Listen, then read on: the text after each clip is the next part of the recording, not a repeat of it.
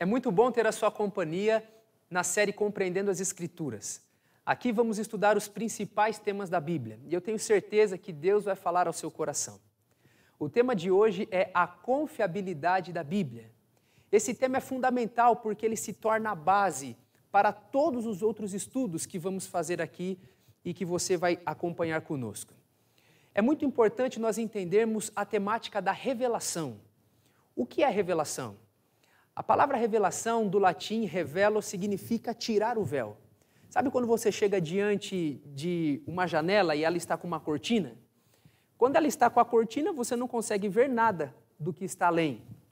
Mas se você abrir a cortina, aí sim, você vai conseguir ver o que está do outro lado. Revelação é esse processo, é tirar o véu, é abrir a cortina. Nós entendemos que Deus existe. Mas se Deus não se revelasse a nós, se Ele não abrisse a cortina, nós não saberíamos nada dEle. Então Deus, Ele escolheu se revelar. Ele escolheu abrir a cortina e mostrar para nós quem Ele é, o que Ele fez e faz por nós, o que Ele fará. E Deus, Ele escolheu fazer isso de duas formas. Nós estudamos a temática da revelação e temos dois blocos. A revelação geral e a revelação especial. O que é a revelação geral? É aquela revelação concedida a todas as pessoas em todas as épocas. Por exemplo, a natureza e a consciência. A natureza mostra que nós temos um Deus criador e a consciência, que é algo que está no homem, também indica que nós temos um senso de moralidade que foi colocado por um ser superior. Então, dentro da revelação geral, que corresponde a um ato de Deus para todas as pessoas em todas as épocas, nós temos estes dois pontos, a natureza e a consciência. Eu quero ler um texto com vocês que está no livro de Salmo, capítulo 19, verso 1, diz assim: os céus proclamam a glória de Deus, e o firmamento anuncia as obras de suas mãos. Então, quando você olha a beleza da natureza, quando você contempla aquele lindo arco-íris, quando você vê a perfeição da rotação da Terra, nós estamos numa proximidade exata do Sol que dá condições de vida para nós. Se o Sol estivesse mais distante, a gente se congelaria. Se estivesse mais perto, a gente morreria queimado. Então, todos os detalhes da criação, todas as belezas da natureza apontam que existe um Criador. Embora a natureza não defina os detalhes do caráter deste Criador, ela mostra que existe um ser superior que, com certeza, criou todas as coisas. Por isso que o salmista diz: os céus proclamam a glória de Deus e o firmamento anuncia as obras de suas mãos. Então, a natureza é tida como uma revelação geral. Todas as pessoas, em todas as épocas, tiveram acesso às belezas da natureza, à complexidade da vida, puderam contemplar os céus e perceberem, então, que por trás da magnitude da criação existe um Criador. Segundo ponto da revelação geral é a consciência. Eu quero ler um texto com você agora de Romanos, capítulo 2, verso 15, diz assim: estes mostram a norma da lei gravada no seu coração, testemunhando-lhes também a consciência e os seus pensamentos mutuamente acusando-se ou ofendendo-se. Deus colocou no coração de todos nós um senso de moralidade. Todos nós temos uma consciência do certo e do errado. Sabe quando você pratica um ato e aí você viu que não estava certo aquilo? E aí você vai desabafar com alguém próximo, quem sabe o cônjuge, um amigo, ele fala assim: sua consciência está pesada. É porque na sua consciência tem esse senso moral. Deus colocou isso em todos os seres humanos. Todas as pessoas em todas as épocas têm esse senso de moralidade, têm essa consciência. Deus gravou isso no homem.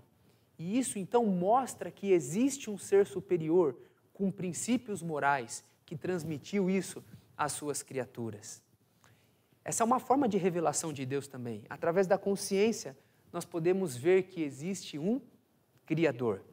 Mas a revelação geral, ela, embora mostre que há um Criador, um ser superior, um Deus, ela não revela os detalhes desse Deus. Quem Ele é, o que Ele fez, como que Ele age, quais são os sentimentos dEle em relação à sua criatura. A revelação geral não mostra nada disso. Então nós temos agora uma outra revelação, uma revelação especial que dá esses detalhes do caráter de Deus. Qual é a revelação especial? Eu queria citar duas, assim como citei na revelação geral. Primeiro, a Bíblia menciona que ela mesma é uma revelação geral de Deus para nós. Porque Deus ele escolheu profetas e Ele comunicou a sua palavra para estes profetas. E então nós temos palavras direcionadas, específicas. Olha comigo esse texto do Salmo 19, verso 7. A lei do Senhor é perfeita e restaura a alma. O testemunho do Senhor é fiel e dá sabedoria aos simples. Então, quando Deus escolheu homens e comunicou a vontade dele para estes homens, eles receberam uma revelação especial e essa revelação especial foi comunicada. Então, essa revelação, por que ela é especial? Porque ela foi dada em alguns períodos, de forma específica, e ela demonstra partes daquilo que Deus escolheu comunicar para nós, que vai além da revelação geral que todas as pessoas têm conhecimento. Então, quando Deus inspirou homens e mulheres a escreverem, nós recebemos essa revelação geral de Deus.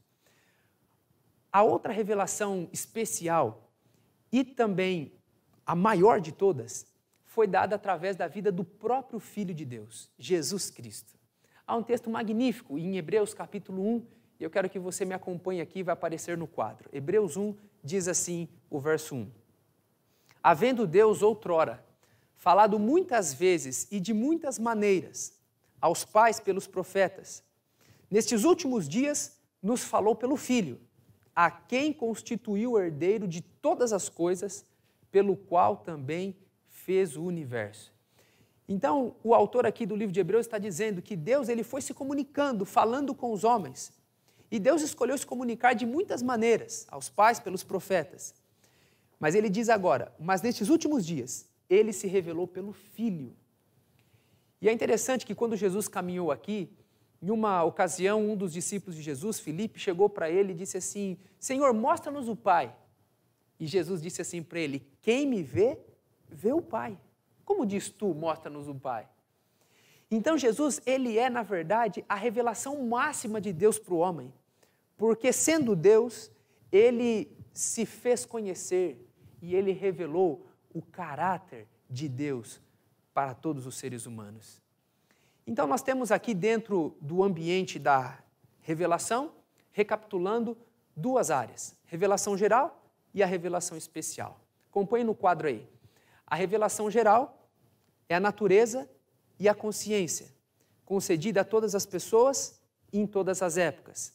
Já a revelação especial foi concedida em pontos específicos da história e ela é sobrenatural. Deus usou os seus homens, profetas, e depois enviou o seu próprio Filho, Jesus Cristo.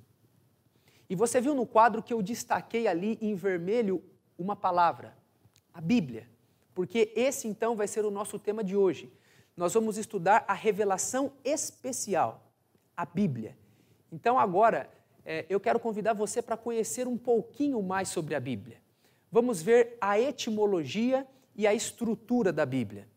Vamos começar com a etimologia. A palavra Bíblia, ela é interessante, ela não aparece na Bíblia. É isso mesmo, a palavra Bíblia não aparece na Bíblia. Na verdade, biblos significa livro, livrinho pequeno. E Bíblia é coleção de livros.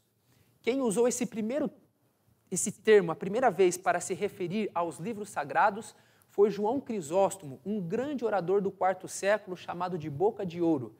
Ele que cunhou então esse termo Bíblia, se referindo a toda a coleção dos livros canônicos como sendo a palavra de Deus. Quantos livros nós temos na Bíblia? Essa informação você tem na sua própria Bíblia. Se você pegar a sua Bíblia, logo no índice aqui você olhar, você vai ver que tem duas grandes seções na Bíblia. Uma chamada de Antigo Testamento e a outra chamada de Novo Testamento. O Antigo Testamento, ele contém 39 livros e o Novo Testamento tem 27 livros. Então, ao todo, a Bíblia tem 66 livros. É por isso que ela é chamada de Bíblia. São vários livros, é uma coleção de livros. Então, se você tiver uma Bíblia na sua casa, você já tem uma coleção de livros. Você já tem 66 livros. Você já tem aí uma mini biblioteca. Ok? E por que Antigo e Novo Testamento? Na verdade, queridos, essa divisão é para facilitar a nossa procura.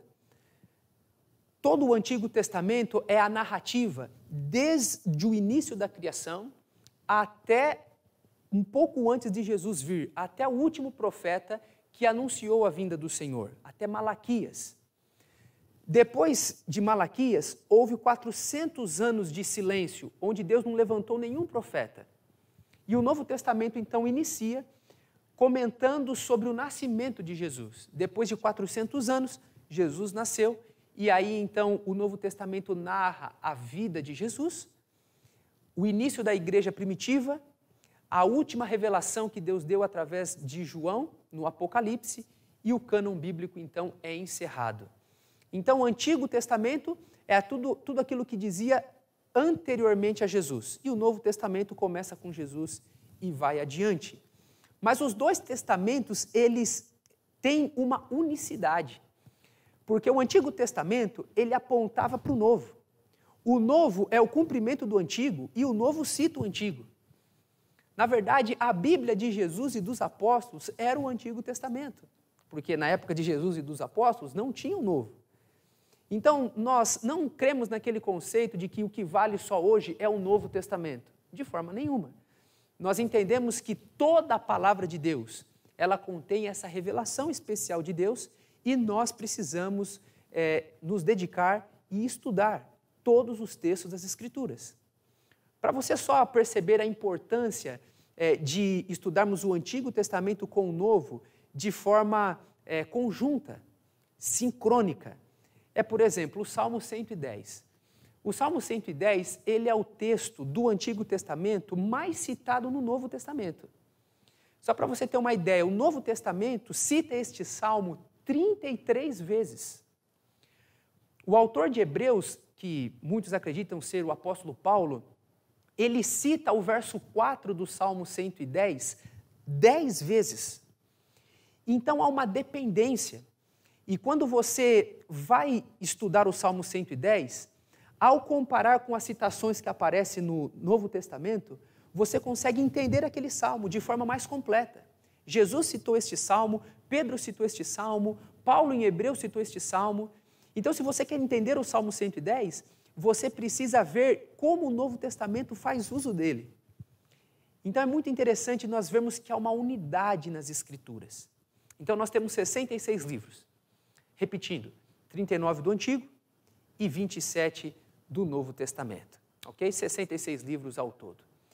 E nós temos cerca de 40 autores que participaram para escrever o texto sagrado.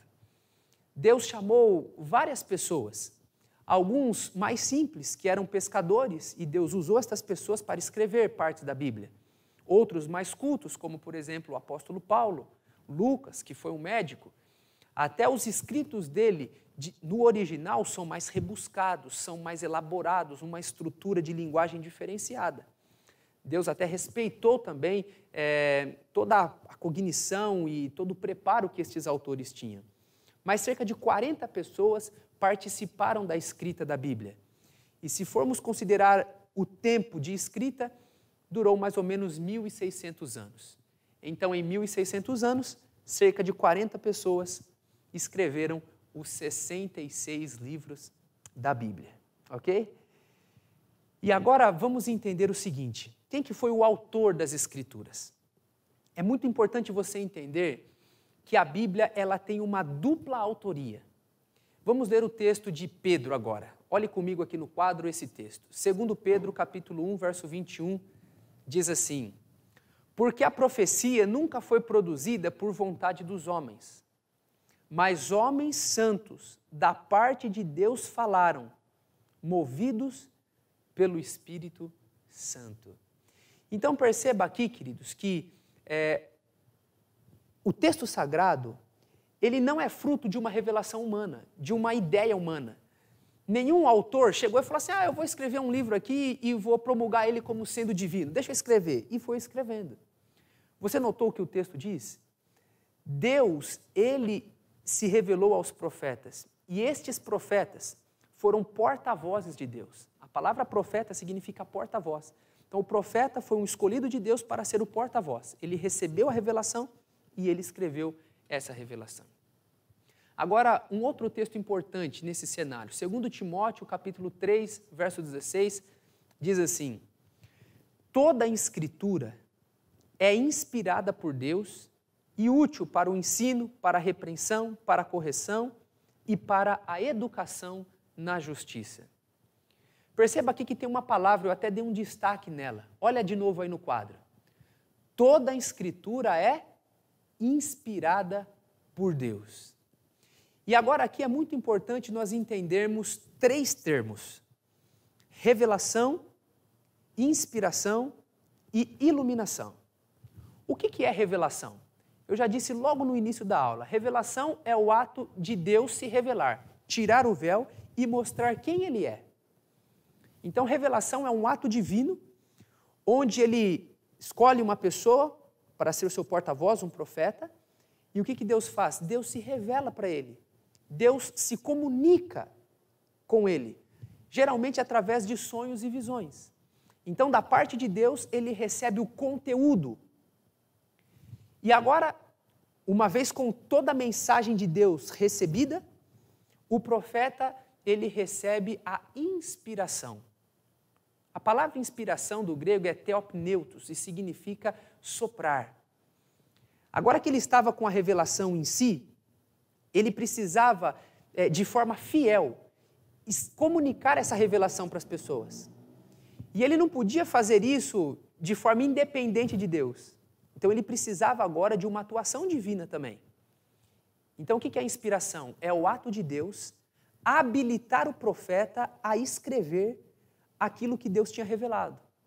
Então Deus, através do Espírito Santo, atua na mente do profeta. E o profeta, então, vai registrando. Como eu disse, até mesmo usando a sua própria bagagem de vida, o seu estilo, mas o Espírito Santo vai trabalhando, vai conduzindo, e ele, então, de forma fiel agora, vai escrevendo aquele conteúdo que fora revelado anteriormente. Uma vez escrito, agora esse conteúdo inspirado está disponível. E agora ele precisa ser compreendido, que é a terceira palavra, iluminação. O que é a iluminação? É o ato de Deus nos habilitar para entender a revelação que foi dada, que foi inspirada e que chegou até nós.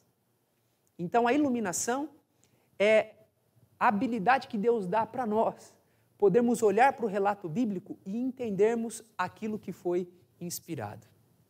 Então temos aí revelação, inspiração e iluminação. O profeta recebeu a revelação. O conteúdo de Deus foi passado para ele, através de sonhos e visões. Depois o Espírito Santo o conduziu no processo de escrever a revelação. Ele foi inspirado e escreveu de forma fiel, e esse escrito chegou até nós. E agora, esse escrito está em nossas mãos. A mensagem profética, a mensagem divina, que passou pelo profeta, que recebeu a revelação, que recebeu o dom da inspiração, agora está aqui, o conteúdo. E o que nós precisamos? Da iluminação. Nós precisamos agora que Deus atue em nossa vida para nos habilitar a olhar o texto sagrado, a examinar as Escrituras e podermos então entender a palavra dele. E aqui é muito importante dizermos que o mais importante para nós hoje é a iluminação. Você percebe que muitas pessoas estão aí preocupadas e querem saber de revelação. Uma vez mesmo tinha acabado de pregar na igreja, estava cumprimentando as pessoas na porta, e uma visita que veio à nossa igreja naquela ocasião me interrogou: pastor, aqui vocês não têm revelação, não? Como se a revelação fosse uma coisa assim sobrenatural que se manifesta no pregador, ali no culto, e o pregador começa a falar coisas que Deus está revelando para ele. E quando ele fez essa pergunta para mim: vocês não têm revelação aqui? Porque eu assisti todo o culto e eu não vi revelação. Então eu tive que dizer para ele: olha, queridos, nós entendemos que a palavra de Deus, ela é a revelação especial de Deus. Deus se revela de forma geral e Deus se revela de forma especial. E a Bíblia é uma revelação especial. Deus se revelou para o profeta, inspirou o profeta, e toda a mensagem divina está aqui. Lógico que nós temos a revelação na nossa igreja. E eu acabei de estudar aqui a revelação. É a própria palavra de Deus, é a Bíblia Sagrada. Então, sabe, querido, não fique se preocupando em ter revelações novas. Tudo que é necessário para a nossa vida e principalmente para a nossa salvação, Deus já revelou. Nós já temos essa revelação aonde? Na Bíblia. O que nós precisamos hoje? Da iluminação. Hoje nós precisamos estudar a Bíblia e orarmos a Deus para que Ele nos habilite, limpe a nossa mente para entendermos então as suas verdades. Eu gosto muito da frase de Martinho Lutero. Olha o que ele disse, acompanhe comigo.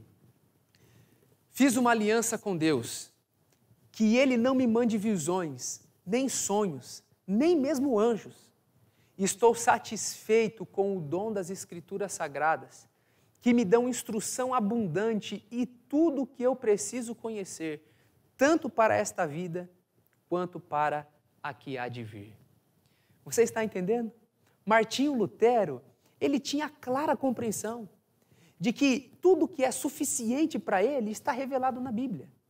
E ele disse: eu fiz uma aliança com Deus. Eu pedi para Deus que Ele não me mande nada, nem sonhos, nem revelações, nem anjos. Eu estou satisfeito com o dom das Escrituras. E eu queria desafiar você também a olhar para as Escrituras como este documento precioso, divino. A Escritura é suficiente para a nossa vida. Se apegue então na Bíblia, na revelação de Deus. Vamos conhecer mais um pouquinho da Bíblia.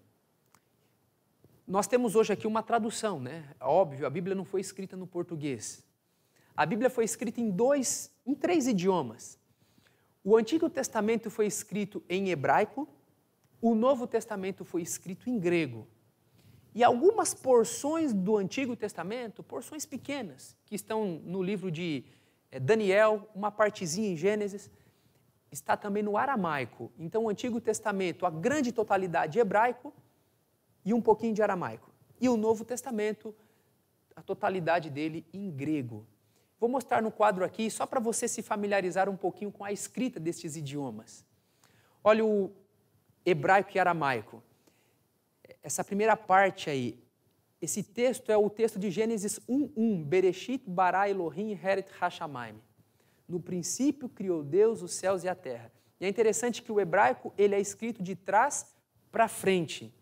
Esses pontinhos que você está vendo aí são as vogais. E o Novo Testamento foi escrito em grego. A imagem do grego também para você conhecer um pouco aí. E o grego ele é um pouco mais familiar a nós, porque tem muitas palavras no português que têm aí a sua origem também no grego. Então, a Bíblia foi escrita nestes idiomas. O que nós temos hoje é uma tradução. A Bíblia é o livro mais traduzido do mundo. Temos aí uma tradução enorme da Bíblia. Ela foi traduzida por mais de 1.500 idiomas diferentes. A tradução mais famosa que temos em português é do padre João Ferreira de Almeida. Okay? Agora vem uma pergunta. Pastor, a Bíblia é confiável? Porque algumas pessoas ficam incomodadas com isso, né? Tudo bem, eu creio que Deus escolheu o profeta, se revelou para ele, inspirou, creio que o livro sagrado se formou, mas nós estamos num período assim muito distante daquele do profeta. Será que o que temos hoje nas mãos É aquela palavra que Deus deu para o profeta? Será que a Bíblia é confiável? Por isso que o título da nossa palestra hoje é a confiabilidade da Bíblia. No nosso site www.compreendendoasescrituras.com.br tem um artigo lá na capa do site sobre a confiabilidade da Bíblia. Eu convido você a se aprofundar nesse artigo. Mas eu gostaria de dar duas razões para que você também entendesse que a Bíblia é confiável. A primeira são as profecias da Bíblia. Daniel capítulo 2, você vai ver aqui na imagem. O que aconteceu em Daniel 2? O profeta Daniel, ele teve ali uma visão de Deus para interpretar o sonho do rei Nabucodonosor. Nabucodonosor, o rei da Babilônia, ele tinha sonhado, inclusive nós vamos, numas aulas seguintes, estudar este sonho com detalhes. Mas ele sonhou, não lembrava do sonho, ele ia matar todos os sábios do reino e Daniel orou a Deus. Deus deu a capacidade de Daniel interpretar o sonho para o rei. E Daniel falou que aquela estátua, na verdade, era ali uma descrição de todo mundo, começando com a cabeça de ouro, que era o império de Babilônia, e outros impérios sucederiam o império de Babilônia.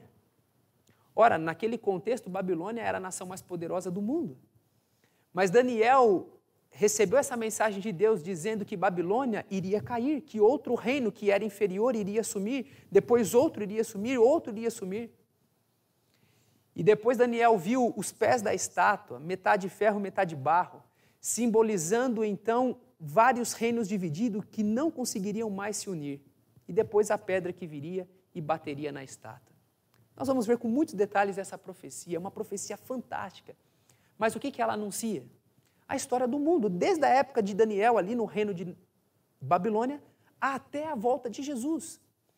E esta profecia aconteceu de forma precisa. O império de Babilônia caiu, o império grego surgiu, o império grego caiu, o império medo-persa surgiu, caiu, o império grego surgiu, caiu, o império romano surgiu e caiu. Depois de Roma, não tivemos mais uma nação sólida de governo mundial. Roma, então, deu abertura para a Europa moderna e nós temos agora ali todos esses países que não conseguem mais se unir. Então, perceba que a profecia é uma evidência de que a Bíblia é confiável. Segunda evidência da confiabilidade da Bíblia é a própria arqueologia. A arqueologia tem sido uma ciência extraordinária que tem contribuído para comprovar os fatos bíblicos.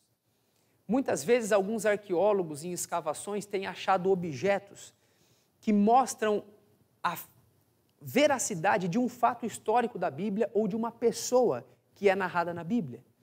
Como, por exemplo, o cilindro de Ciro, o tijolo de Nabucodonosor. São documentos que foram achados que mostram que aqueles personagens são de fato reais, existentes, tiveram um papel na história. E estas descobertas arqueológicas têm lançado luz sobre o texto bíblico. Mas uma das principais descobertas que temos foi a descoberta do manuscrito do Mar Morto. O que são os manuscritos do Mar Morto? E agora preste bem atenção para você entender a linha de raciocínio aqui. Os manuscritos do Mar Morto foram descobertos no ano de 1947. Pouco tempo, 1947. Até então, a última cópia que tínhamos da Bíblia era de 850 depois de Cristo. Então, se você pegasse ali as cópias do Antigo Testamento, a mais antiga que a gente tinha era de 850 depois de Cristo. Está muito distante da época dos profetas. E muitos críticos, muitos céticos, pegavam a Bíblia e diziam assim, ora, como que eu vou confiar nesse livro? A cópia mais antiga que a gente tem é de 850. O profeta viveu muito tempo antes, está tudo adulterado isso aqui. Os homens foram mudando as histórias da Bíblia. E aí, em 1947, foram descobertos os manuscritos do Mar Morto. Há algumas versões aí dessa narrativa, dessa descoberta, mas, de forma geral, diz que um menino, ele estava andando ali na região do Mar Morto, próximo ali das cavernas de Qumran, você vai ver uma imagem aqui na tela, E ele estava procurando cabras ali. E você vai ver na imagem que há realmente grutas. E parece que ele perdeu as cabras e ele pegou então uma pedra e jogou dentro de uma caverna. E de repente houve um barulho. Pá! Parece que vasos se quebraram. Ele foi atrás de uma pessoa maior, foram e depois acharam. Eles viram aqueles vasos e dentro dos vasos rolos preciosíssimos. Tempos mais tarde, foi feito ali então uma averiguação daquelas cavernas, de todos os materiais, e todos aqueles manuscritos que foram encontrados no Mar Morto, por isso, manuscritos do Mar Morto, na região do Mar Morto, eles continham muito material bíblico. Eram textos proféticos do Antigo Testamento. E quando fizeram ali a datação desse material, desses rolos, desses manuscritos, sabe de que data isso era? De 300 antes de Cristo. Então veja, a cópia mais antiga que a gente tinha do Antigo Testamento era de 850 depois de Cristo. Quando foi descoberto em 1947 os manuscritos do Mar Morto, eles viram que estes manuscritos correspondiam à data de 300 antes de Cristo. Dá um período de 1150 anos. E aí a pergunta era, vamos pegar então a Bíblia que temos e agora estes manuscritos, que é da época de 300 antes de Cristo. Vamos comparar os dois e vamos ver se não houve alteração, adulteração ao longo da história. Vamos ver se o texto que temos hoje, ele é o quê? Confiável. E sabe o que aconteceu? Foi feita essa comprovação. E o resultado? Integridade textual. É obviamente que no processo de tradução, algumas pequenas coisas, como vírgulas, pontuação, palavras repetidas, isso é natural. Mas nada de forma substancial foi adulterada, tirada ou acrescentada à Escritura Sagrada. O mesmo Deus que inspirou, preservou o texto bíblico. A partir daí, os céticos tiveram que se silenciar e tiveram que reconhecer que nós estamos diante de um texto de confiança. A Bíblia é um livro confiável. Então você pode, sem sombra de dúvidas, se aproximar das Escrituras e ter a certeza que você está lendo ali aquilo que o profeta recebeu. Aquele profeta foi inspirado para escrever isso. E agora você pode, com confiança, pedir a bênção de Deus para entender esse texto sagrado. Que maravilha, né? E você me pergunta, pastor, mas quais são os benefícios para eu estudar a Bíblia? Nós temos vários benefícios quando nós estudamos a Bíblia. O primeiro benefício, ao termos contato com a Bíblia, é que nós temos um crescimento holístico. O que é um crescimento holístico? Um crescimento em todas as áreas. A Bíblia não é só para assunto espiritual. É lógico que se eu quiser crescer espiritualmente, eu tenho que ir para a Escritura. Mas até mesmo um ateu, ele pode se beneficiar da Bíblia. Porque a Bíblia, ela tem algumas peculiaridades. Por exemplo, ela não está num formato de dicionário, ela não é um tratado. Eu quero descobrir o que fala sobre a volta de Jesus. Eu vou ler essa porção, está tudo ali. Não. Se eu quiser entender um tema da Bíblia, eu preciso pegar um texto aqui, pegar outro lá, comparar os dois textos. Tem textos que são difíceis de entender, então eu tenho que ler todo o capítulo, todo o livro para entender aquela passagem. Quando eu faço isso, o que eu estou exercitando? Comparação, estou exercendo a minha racionalidade, reflexão. Como a Bíblia também foi escrita em outra época, em outro idioma, para eu entender também a Escritura, eu preciso estar amparado por um contexto histórico, por um contexto linguístico. E quando eu me esforço para estudar a história, a língua, eu vou crescendo. Então a Bíblia traz um crescimento intelectual. Então o crescimento que você tem ao estudar a Bíblia não é só espiritual. Você cresce também de forma cultural, racional. A Bíblia te dá um crescimento holístico. Segundo benefício que temos de estudar a Bíblia traz vitória espiritual.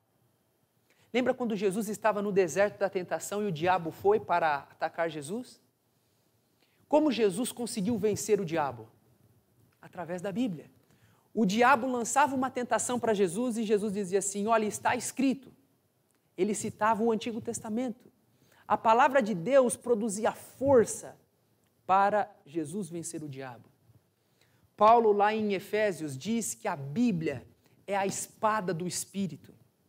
A Bíblia, queridos, ela nos ajuda no embate contra as forças do mal.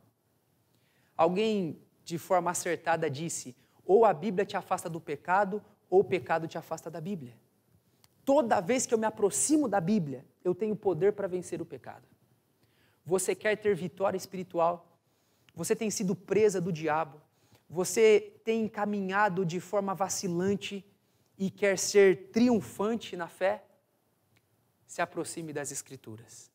Quanto mais perto você estiver das Escrituras, mais longe você vai estar do mal e do pecado. A Escritura tem um poder para nos dar vitória espiritual. Terceiro benefício da Bíblia, direção divina.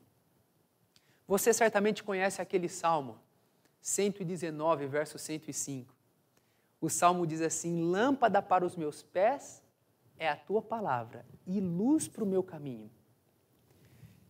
Muitas situações nos cercam e nós não sabemos para onde ir. Nós não sabemos se seguimos à esquerda, à direita, se vamos para cá, para lá.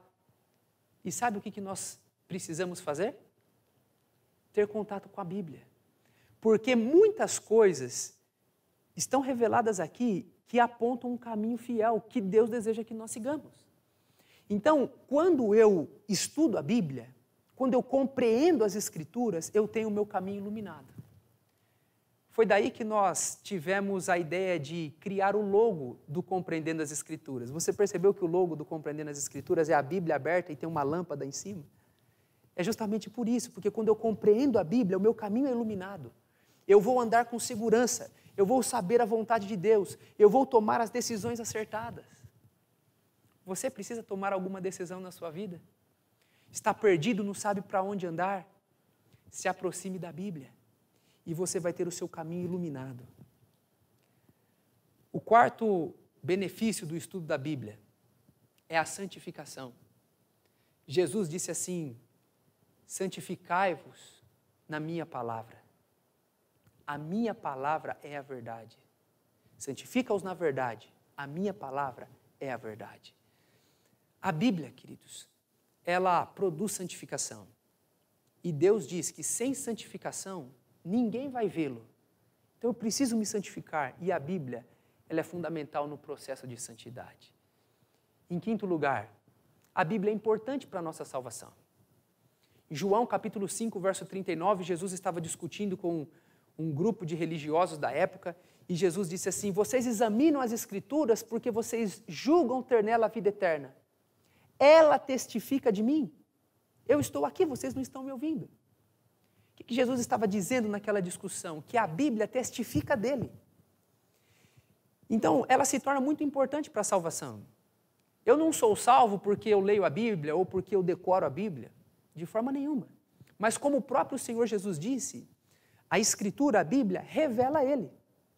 Então, quando eu vou para Jesus, eu recebo a graça dele para a minha salvação. Então, a Bíblia se torna importante no processo da salvação, porque ela me leva para Jesus. Ela me conduz àquele que pode me dar a vida eterna. E, em último lugar, a Bíblia traz paz e alegria. Jesus disse isso de forma muito especial em João capítulo 15, verso 11. Eu quero ler esse texto aqui com você para nós encerrarmos essa parte dos benefícios. João capítulo 15, verso 11, olha o que diz aqui. Tenho-vos dito estas coisas para que o meu gozo, para que a minha alegria esteja em vós e a vossa alegria seja completa. Então Jesus disse, eu tenho dito as minhas palavras para que vocês tenham um gozo, que vocês tenham uma alegria completa. E as palavras de Cristo estão registradas aqui nas Escrituras. Então nós temos estes 6 benefícios da Bíblia. Vamos recapitular aqui todos. Quando eu vou para a Bíblia, eu tenho crescimento holístico. Eu cresço e eu me desenvolvo em todas as áreas. Quando eu vou para a Bíblia, eu tenho poder para ter vitória espiritual. Quando eu vou para a Bíblia, eu tenho direção e posso tomar decisões acertadas. Quando eu tenho contato com a Escritura Sagrada, a minha vida é santificada. A Bíblia me leva para Jesus e ela se torna, então, algo importante para a minha salvação. E toda vez que eu estudo a Bíblia, isso me enche de alegria. Esses são os benefícios do contato com as Escrituras. Eu tenho certeza, queridos, que quando você passar a amar e a estudar a Bíblia, todos estes benefícios que eu citei aqui e muitos outros que eu poderia citar, vão transformar a sua vida. E esse talvez é o maior benefício. A Bíblia transforma vidas.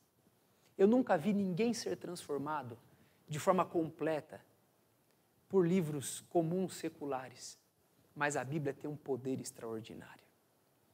Conta-se que um jovem chamado Guilherme McPherson, ele tinha 17 anos de idade e ele sofreu uma explosão na pedreira ali que ele trabalhava. Foi muito feio. Ele perdeu os braços e a sua própria visão. Os médicos lutaram para salvar a vida desse rapaz. E depois, com algumas cirurgias, conseguiram amenizar os efeitos terríveis do acidente. Então ele ficou sem os braços e sem a visão. Mas o que trouxe tristeza para o coração dele é porque aquele jovem amava a Bíblia. Ele queria ler a Bíblia e não podia mais. Algumas pessoas liam a Bíblia para ele, mas não era a mesma coisa. E um dia ele ouviu falar que uma senhora também estava com dificuldade de entender a Bíblia, de ler a Bíblia, porque também era cega. E ele então disse: eu vou tentar aprender o braille e vou ler a Bíblia com a língua. E ele começou. Foi sendo orientado e foi aprendendo, foi colocando a língua e foi tentando, e muitas vezes calo, ferida, sangue. E com muita insistência, esse jovem conseguiu aprender o idioma e conseguiu ler a Bíblia. Em 1951, com 46 anos de idade, ele leu a Bíblia inteira, de capa a capa, os 66 livros da Bíblia, 4 vezes. E um detalhe, a Bíblia em braille, ela contém 59 volumes, grandes volumes, e ele foi lendo com a língua, texto por texto. Ele disse que a maior emoção da vida dele aconteceu um dia de madrugada, que ele conseguiu ler um texto da Bíblia sem errar nada. Ele leu direitinho o texto e aquilo encheu o coração dele de alegria. Esse jovem perdeu os braços, perdeu a visão, mas ao se dedicar em estudar as Escrituras, ele ganhou muito. Ele ganhou a presença de Jesus porque ele se aproximou de Cristo. Ele ganhou santidade porque a Bíblia traz isso. Ele ganhou transformação porque a Bíblia realmente muda as rotas da nossa vida. Nós nos beneficiamos de forma maravilhosa quando nós nos aproximamos das Escrituras Sagradas. Querido amigo, que bom ter a sua companhia aqui nessa jornada compreendendo as Escrituras. Hoje, nesse primeiro estudo, nós estudamos um pouco mais sobre essa revelação especial que foi a Bíblia. E agora, com base nela, entendendo que ela é uma revelação direta de Deus para nós, entendendo que é uma literatura sagrada, nós vamos nos aproximar dela agora para estudar os grandes temas que nós temos dúvidas. E vamos ver dentro das Escrituras o que Deus tem para nós. Vamos começar juntos essa jornada?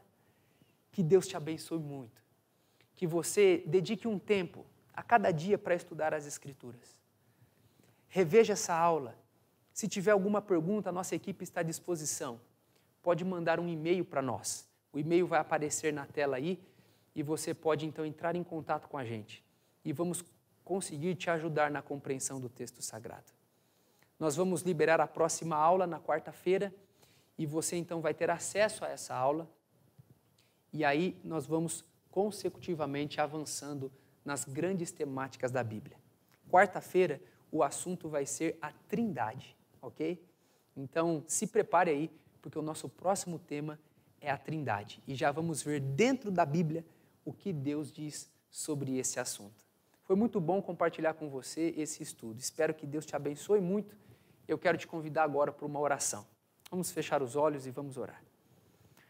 Querido Deus, obrigado, porque aqui tivemos a alegria e a oportunidade de estudarmos a Tua Palavra.